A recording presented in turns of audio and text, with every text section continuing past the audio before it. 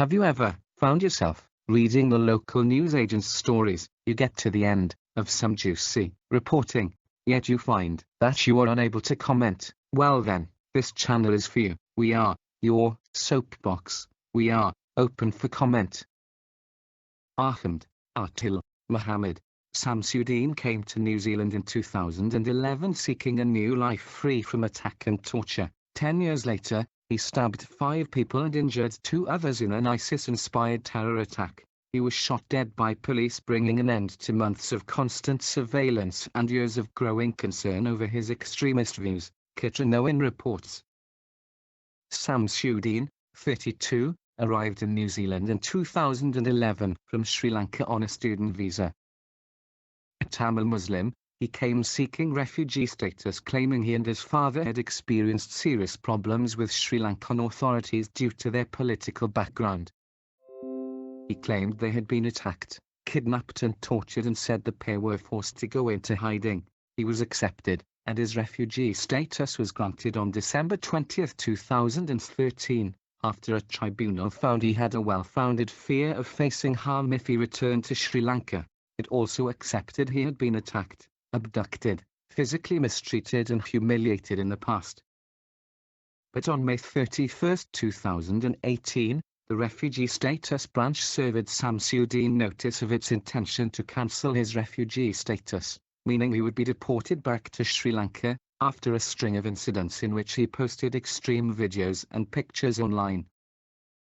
Police first started investigating him in March 2016 when he shared videos and pictures of graphic war-related violence, and comments advocating violent extremism. He also posted comments in support of terrorists involved in other attacks. He was formally warned by police in April and May 2016, and he apologized and closed down his social media account. That account was reactivated in July, and in October 2016, police were again alerted to his postings of extreme and violent material towards Muslims. In 2017, he was arrested at Auckland Airport, where he was in possession of a one-way ticket for Singapore, after he told a person at an Auckland mosque he wanted to go to Syria to fight for ISIS. When police searched his home, they found a large hunting knife under a mattress and further fundamentalist material. There was also a photograph of the man posing with a firearm and links saved on his computer to where firearms, crossbows and other military equipment that could be bought online.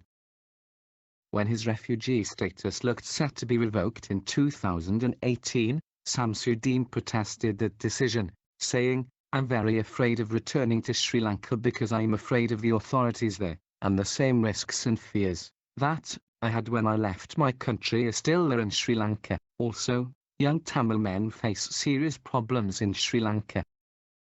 "We face arrest, detention, mistreatment and torture as we're always under suspicions by the authorities because of the Liberation Tigers of Tamil." At the same time, Samsudeen was before the courts charged with possessing ISIS propaganda, charges he denied, but was later convicted of. At the beginning of those court proceedings in 2018, Justice Edwin Wiley made a ruling under the Immigration Act 2009, prohibiting the publication of Samsudeen's identity and status as a refugee due to his concerns about his safety if he was deported. Later that year, he admitted charges of distributing material, but an offensive weapon charge was dropped. In September 2018, Justice Wiley sentenced Samsudeen to supervision on 2 representative charges of knowingly distributing restricted material. He was remanded in custody due to new offending while out on bail. A month prior, he had been arrested for possession of a knife and possessing objectionable material, again ISIS propaganda. His Google searches and computer bookmarks from July and August 2018 included Islamic State, DRAS, New Zealand prison clothes and food, improvised explosive devices, Heroes of ISIS, and an ISIS-issued booklet on how to avoid being detected by Western security. He also searched for a hunting knife and sought out the shop where he eventually bought it. The shop assistant who sold him the knife told his High Court trial he entered the shop, which was usually by appointment only, and picked out a hunting blade. He asked if it was sharp and if it rusted before examining it and asking for the $39 knife to be couriered to his home. The knife was never sent as he was arrested a short time later. Samsudeen claimed he had always owned a knife for protection, and a similar hunting knife was seized in May 2017 after his first arrest. During his offending on bail, a number of nasheeds, chants, and videos were accessed, all containing Islamic State material. He also searched for articles referencing Imran Patel, the first person in New Zealand to be jailed for possessing ISIS material. At his latest trial in 2021, Samsudeen claimed his internet searches and videos were not evidence he supported ISIS. Some videos included a soldier killing a civilian, a soldier killing a 13-year-old child, and people being bound and burnt. He again claimed the material was not objectionable and also told the prosecutor he could not remember if he had watched the videos, despite them being bookmarked on his computer. "I told you, I have seen worse than that," he said while referencing a video of people being decapitated. Google searches of "captive by the enemies of Allah" were only searched to check his spelling, he claimed.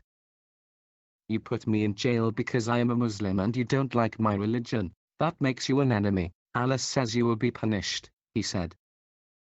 A jury found him guilty of possessing 2 nasheeds, which showed a single still image of a figure carrying a machine gun and the ISIS flag with the lyrics referencing violent acts, including decapitation and terrorism.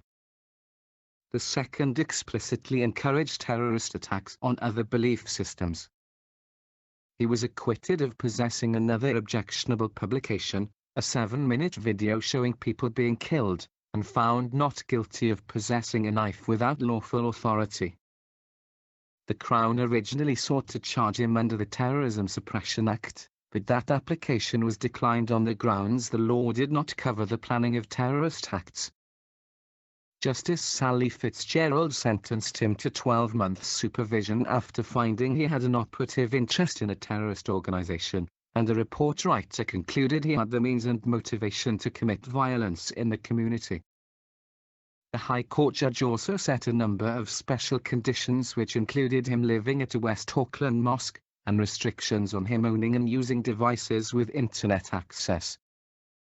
He was directed to live at a West Auckland mosque, where the president confirmed its willingness to help and support you on your release.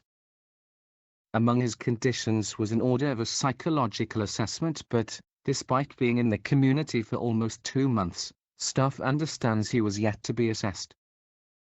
He was also still on bail facing charges over the alleged assault of corrections officers in June 2020, while on remand awaiting trial at Mount Eden Corrections Facility. It is understood he got into an argument with corrections officers, which resulted in one of them suffering a broken jaw. He was granted bail awaiting trial for that offense, after authorities exhausted every legal power available to them under current law. At his bail hearing, Judge Peter Winter removed a condition giving police the ability to directly monitor Samsudeen's online activity. His lawyer, Catrin Owen, argued Samsudeen had an anti-authoritarian stance towards police as he believed they were partly responsible for his lengthy remand in custody. Raftery said Samsudeen believed if police had the ability to directly monitor his activities rather than a probation officer, it would be setting him up to fail.